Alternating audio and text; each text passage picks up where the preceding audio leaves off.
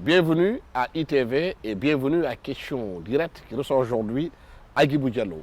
Agibou Diallo est un agent d'exploitation logistique. Il est diplômé en sciences politiques à l'université de Paris 8. Il a sorti un ouvrage qui s'appelle Le désastre sénégalais à l'ombre des décombres.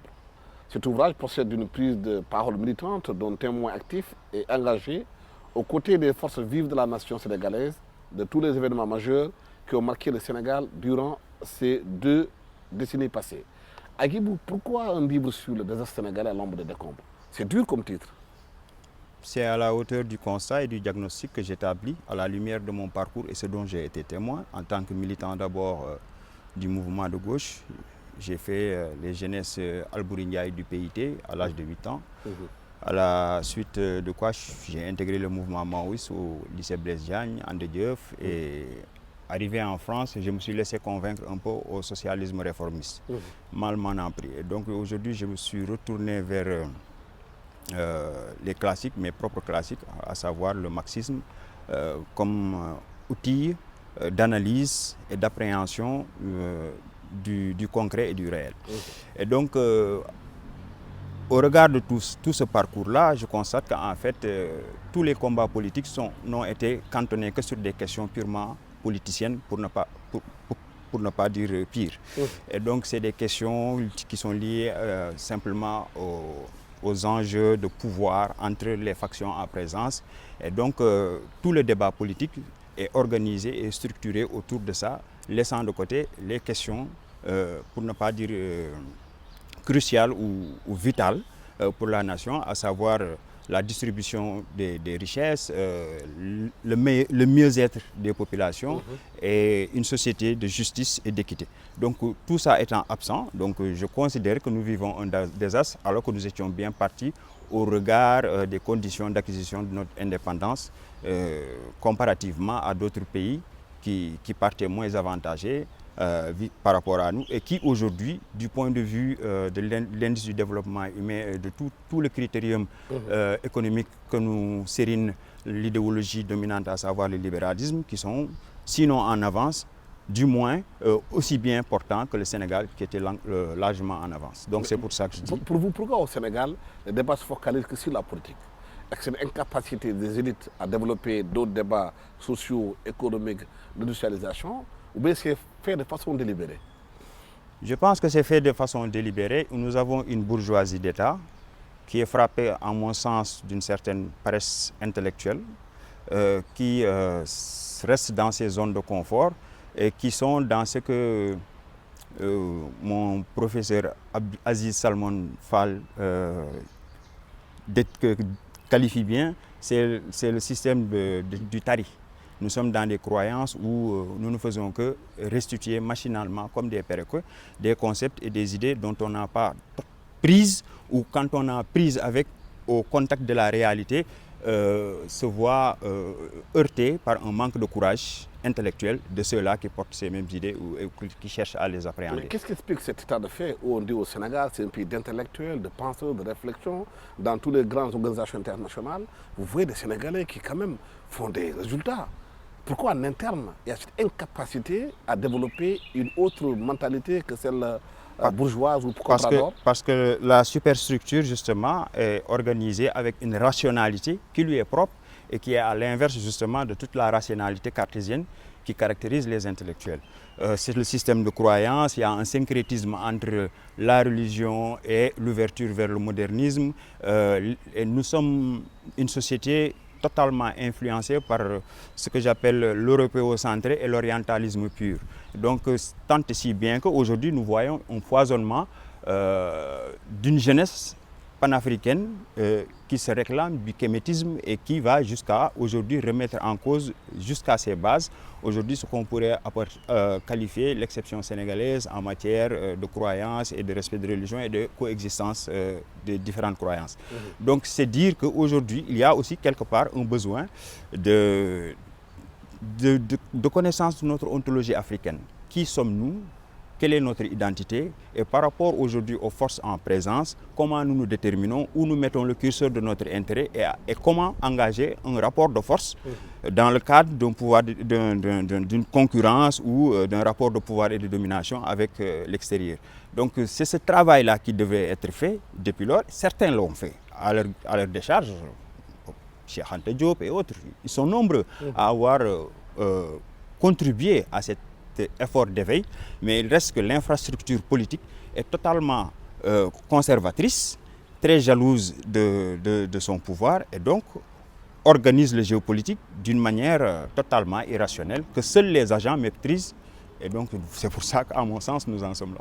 Oui. Nous sommes dans une situation où vous le dites, il y avait le système colonial qui était là, qui est parti, mais il semble avoir laissé le système intact, remplacé peut-être par d'autres qui servent toujours le système. C'est Lénine qui disait que l'impérialisme est le statut suprême du capitalisme. Et je pense que Samir Amin lui a apporté une réplique qui a beaucoup plus de contenu. C'est que le capitalisme, en fait, ne peut déboucher que sur de l'impérialisme. Et le modèle de production économique que nous avons est un modèle de type capitaliste. Nous sommes colonisés autant que les Européens aussi sont colonisés par les Américains. C'est à des différents strates. Aujourd'hui, quand on observe bien le débat, le retour au nationalisme européen qui tangue même vers une démocratie populiste comme on en voit aujourd'hui en Hongrie, et même la Russie, à certains égards, obéit à cet archétype. Donc, c'est ce modèle-là qui ruisselle du haut jusqu'au plus bas. Il se trouve que nous sommes au plus bas de l'échelle et nous vivons dans notre chair les avatars de ce système colonial. Le colonialisme existe pour moi est consubstantiel à l'émergence du capitalisme. Il s'affine et parfois il est diffus. Il a différentes formes usant du soft power comme du hard power et il a son propre mode de déploiement qui complexifie son appréhension et qui rend difficile la compréhension globale de l'ordre du monde. Mais c'est vrai, nous sommes et nous avons toujours été dans un modèle colonial depuis le premier contact avec les Européens qui ont foulé le sol africain. Mais aujourd'hui, beaucoup estiment que la clé, c'est l'éducation. On a l'impression qu'au Sénégal, on a du mal à réformer le système éducatif, à aller vers, comme vous l'avez dit tantôt, vers notre vraie culture, apprendre à nos enfants nos vraies valeurs. Mais ce qu'on continue à serrer aux enfants, c'est toujours le modèle colonial, en disant que Faidherbe a battu Benzin, en montrant aux enfants que le blanc est encore supérieur au noir, et les enfants intègrent ces schèmes de pensée, et psychologiquement, ils sont faibles. C'est vrai que nous avons, comme je dis, nous sommes toujours dans un conservatisme, et nous avons un peu peur et assez rétifs du progrès, alors que paradoxalement, nous en appelons de notre vœu. C'est vrai qu'il y a un travail éducatif à faire, mais aussi, il ne faut pas se faire d'illusions. Nous sommes dans un monde globalisé, avec aujourd'hui les infrastructures de l'information qui rend aujourd'hui difficile la perméabilité des espaces, ou l'imperméabilité des espaces, dirais-je même. Ça rend totalement difficile cette volonté à vouloir aujourd'hui essayer de chercher son identité et à se particulariser. C'est un peu ce que d'ailleurs le grand écrivain Elgas essaye de régler dans son dernier essai avec l'essai sur les bons ressentiments, malaise sur les ressentis. Oui, j'essaye de me rappeler du titre, mais comme il est assez long. Voilà, donc il y a pas d'identité pure en soi. Et pourtant, des pays comme la Chine ont réussi.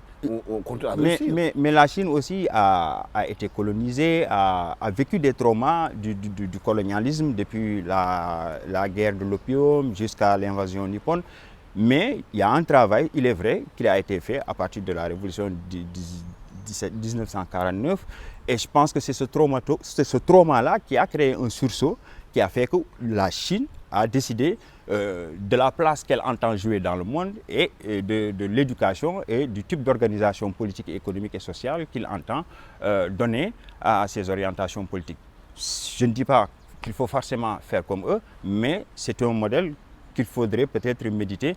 Mais en tout état de cause, il y a quand même un besoin d'endogénéiser les problématiques auxquelles nous sommes confrontés et essayer de développer nos propres matériaux conceptuels, culturels et historicistes, puisque aussi nous ne pouvons pas faire litière de ce que nous avons vécu. Au contraire, ça devrait être une source d'inspiration pour nous donner encore plus de force pour décider de la direction à prendre et définir les moyens et voilà, identifier les véritables acteurs compétents capables de nous mener vers cette voie-là. Et nous n'en manquons pas. Si on regarde l'actualité mondiale aujourd'hui, ce qui se passe en Ukraine avec la Russie, on a l'impression, comme vous l'avez dit tantôt, que nos pays subissent toujours les contre-coups des grands.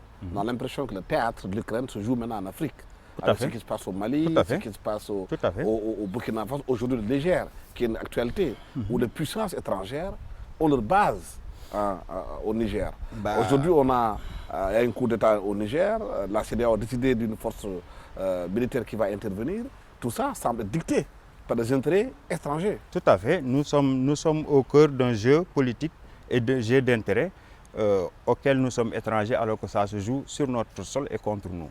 En fait, c'est ça le tableau triste et macabre que présente l'Afrique à la face du monde, parce que ce qui se joue là-bas, c'est le prolongement aujourd'hui de la guerre russo-otanienne. Vladimir Poutine, je pense, naïvement, a décidé aujourd'hui de remettre les acquis de la France jusqu'à ses dernières bases. Il sait que la question de l'énergie aujourd'hui qui permettait à la France de se prémunir des conséquences graves de la crise énergétique consécutive à cette guerre-là, c'est le Niger avec l'uranium. Quand une situation comme ça se présente, il va de soi qu'il y a des enjeux géopolitiques qui dépassent l'Afrique. Et c'est la survie de la France qui se joue. Si la France perd le Niger, je pense que la France est bien placée pour emprunter la voie vers la voie du sous-développement. Et je ne pense pas qu'elle va se laisser faire comme il se doit. Et la France a l'avantage aujourd'hui d'avoir une CEDEAO qui lui est totalement vassal et qui lui est totalement inféodé, qui lui sert à la limite de bras armés par rapport justement à ses intérêts géostratégiques sur notre continent, et ce qui est dommage. Dans le même temps, on sent une certaine prise de conscience de la jeunesse africaine qui comprend des enjeux qui se déroulent, qui essaie de conscientiser en parlant de panafricanisme. Mais le paradoxe, c'est que cette même jeunesse africaine veut sortir de gens pour aller voir Vladimir. Oui, dit comme ça, c'est vrai, mais je pense que c'est un peu plus complexe. Il y a d'abord le sentiment que la France a toujours été méprisante envers l'Afrique, alors qu'elle doit tout pratiquement à l'Afrique et elle doit son statut aujourd'hui par rapport aux avantages qu'elle tire de ses interactions avec l'Afrique. Et nous voyons, même nous qui vivons là-bas, comment aujourd'hui la perception vis-à-vis des immigrés, de l'immigration est en train de se réduire, pour ne pas dire, suscite certaines craintes par rapport à la paix des Africains là-bas. Et nous voyons comment l'administration française même rend beaucoup plus compliquées les conditions d'existence des immigrés là-bas. Et donc, tout ceci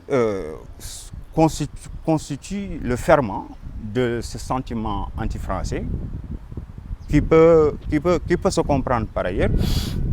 Et il y a la Russie aussi qui cherche aujourd'hui à préserver le modèle qu'il s'est créé lui-même à contrario ou indépendamment du modèle ultralibéral néo-américain, atlantiste et militariste.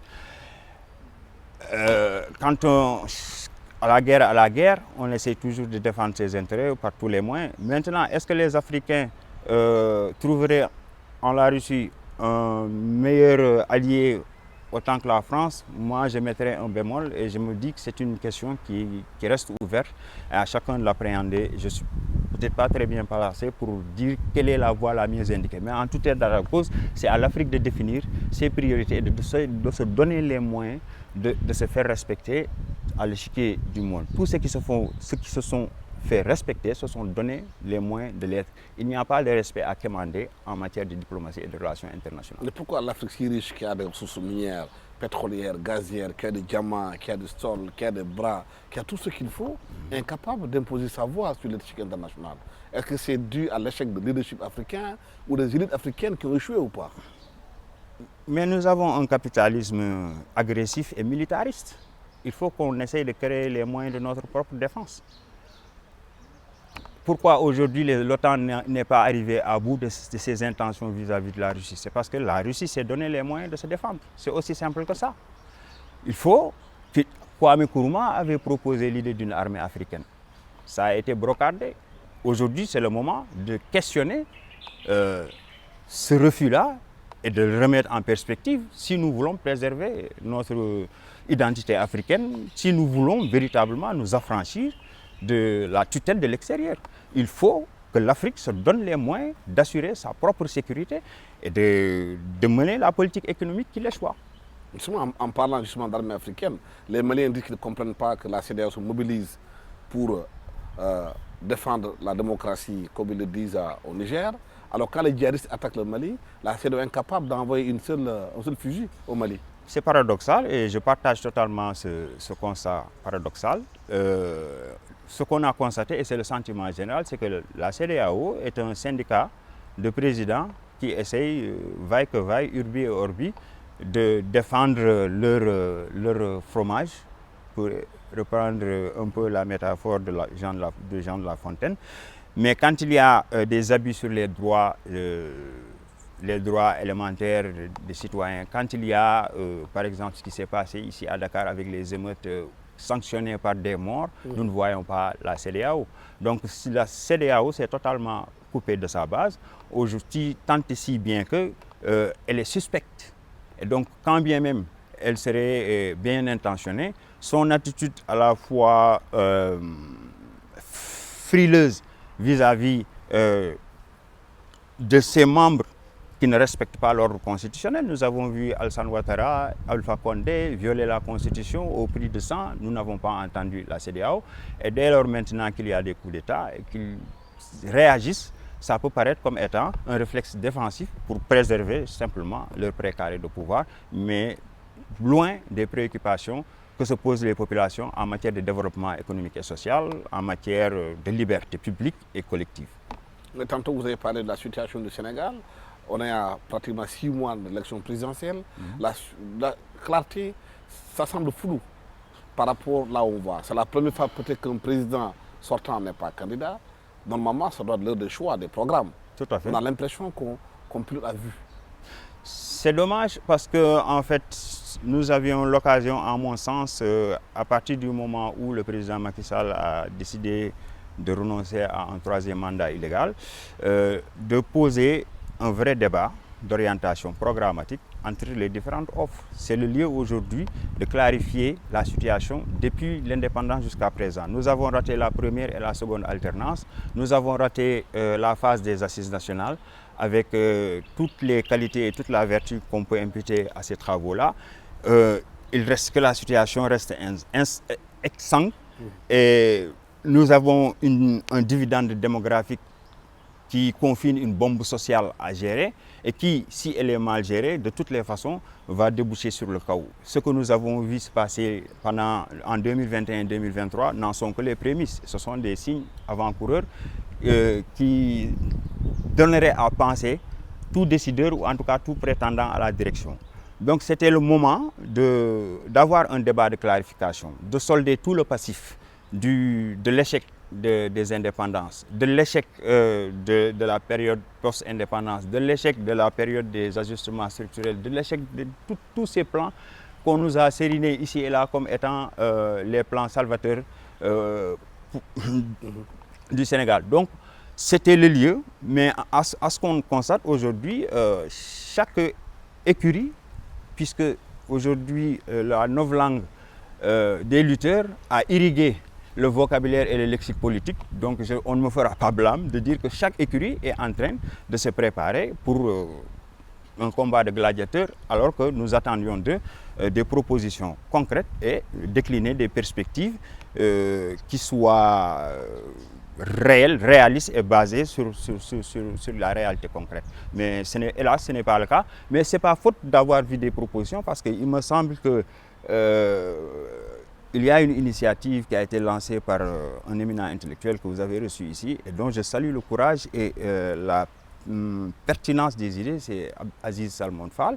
Il y a une esquisse, tout au moins si je peux l'appeler ainsi, mais je pense que même ça va au-delà d'une esquisse, de programme qui est proposé et qui part d'un diagnostic établi à partir du réel, sur une enquête de terrain où on a fait appel à toute l'expertise nécessaire pour établir ce type de document. Ce serait bien que la classe politique s'approprie ces documents-là, les journalistes comme nous, que toute la société s'approprie ces documents-là et qu'on en discute. Au moins, qu'on ait au moins, que ça ait au moins le mérite d'être discuté, d'être évalué, amendé et au besoin rectifié, sinon même renforcé, pour qu'on puisse, pour une fois, partir sur une bonne base. Je pense que c'est ce à quoi je peux inviter la classe politique.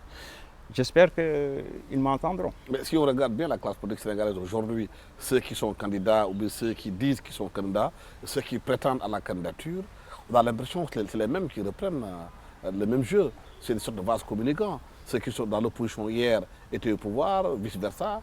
Hormis Ousmane Sonko aujourd'hui, qui semble-t-il est disqualifié, d'après les informations qui ont été données. Je dis amen à ce que vous venez de dire, et c'est le sentiment partagé par tous les Sénégalais. Nous avons une classe politique qui a établi un modus operandi qui est assez spécial. On ne sait pas qui est de gauche ni qui est de droite, on ne sait pas qui est qui en vérité. Seule la conquête du pouvoir importe, et maintenant ils développent des logiques qui sont animés par la fin justifie les moyens. Et donc le pouvoir est une fin en soi. On peut user de tous les moyens pourvu tout simplement qu'on atteigne le pouvoir. Et Léon Blum disait que le pouvoir, ce n'est pas une fin, c'est un moyen de transformation et d'amélioration des conditions d'existence. Est-ce que justement sur ce point, ce n'est pas l'échec de la classe, la société civile sénégalaise qui n'a pas su inculquer ou travailler de façon méthodique la conscience citoyenne, pour que les citoyens puissent appréhender les enjeux, pouvoir changer les choses d'eux-mêmes. On a l'impression que les citoyens, on a besoin d'eux quand il faut aller à une élection présidentielle ou législative, et après on les oublie. Enfin, la société civile, elle est aujourd'hui disparate. Elle est plurielle, elle a plusieurs identités. Quand on parle de société civile, on ne sait plus de quelle société civile on parle. Mais pour ceux qu'on voit s'agiter dans le champ de la politique, aujourd'hui, ils sont pratiquement partisans. Certains sont avec l'opposition, d'autres avec le pouvoir. Ça ne me semble pas être la démarche qui convient dans le cadre d'un système démocratique organisé. Mais c'est comme je le disais tout à l'heure, en fait, c'est parce que c'est le pouvoir en fait qui est la destination finale. Et elle est la destination finale, non pas pour transformer, mais justement parce que la question de l'accumulation et les préoccupations d'ordre matérialiste se résolvent par et à travers le pouvoir. Dans tout ça, qui s'occupe des Sénégalais? Les Sénégalais s'occupent d'eux-mêmes. Il n'y a qu'à voir quand on circule à Dakar, le nombre de... Aujourd'hui, d'après les statistiques, c'est près de 580 millions de Sénégalais qui évoluent dans le marché informel. Donc aujourd'hui, si on devrait appliquer le langage marxiste, qui consiste à identifier les classes, et d'ailleurs c'est Daniel Ben Saïd qui disait que les classes ne sont pas des choses, mais ce sont des rapports qui apparaissent à travers le conflit qui les définit ou qui les oppose. Donc aujourd'hui, si on devait identifier le conflit de classe ou d'intérêt entre les uns et les autres, on dirait qu'il y a une portion congrue ou une caste qui est au pouvoir ou qui fait de la politique ou qui est affairiste dans la zone de chalandise des politiciens, qui s'en sortent tant bien que mal, et dont on ignore l'origine et la source de leur fortune, et l'immense majorité qui est livrée à la débrouille et à la recherche quotidienne de la dépense. Est-ce que ça, c'est pas un danger, justement, pour la stabilité du pays? C'est pour ça qu'il va falloir aujourd'hui réfléchir froidement, nous déterminer quant aux perspectives. Et c'est possible. C'est possible. Il suffit simplement de le vouloir. Parce que même les assises nationales ont été, en mon sens, une matière à partir de laquelle on pourrait essayer de transformer structurellement notre économie, réformer l'administration, réformer même l'État. Tous disent que le problème tient au fait que nous avons un système hyper-présidentialiste. Tous pourfendent ce modèle-là, et tous disent vouloir s'attaquer à ce pouvoir-là. Mais personne ne fait rien. Exactement. Rien qu'à voir la manière dont ils dirigent leur parti, on a une idée de qui ils seront une fois au pouvoir. Puisque, en l'espèce, dans leur parti, on ne voit on n'entend qu'une seule personne, ou rarement 2 ou 3 personnes, et on ne voit pas de vie de parti à proprement parler. Les partis ne sont pas animés, il n'y a pas d'animation, il n'y a pas d'école de parti pour former les militants. Il n'y a pas de travail de conscientisation et d'éveil citoyen envers les masses. Et à la base, c'était ça la vocation des partis politiques. Donc les partis politiques sont devenus une forme de syndicat politique ou de cartel politique visant à atteindre le pouvoir par tous les moyens. Ici, en l'occurrence, nous sommes dans un système électoral. Ils ont réussi à peut-être domestiquer l'électorat à leur manière, avec leur langage, avec leur style, mais il n'y a pas de question de fond à proprement parler quand on y regarde de plus près. Merci infiniment à Agibou Diallo.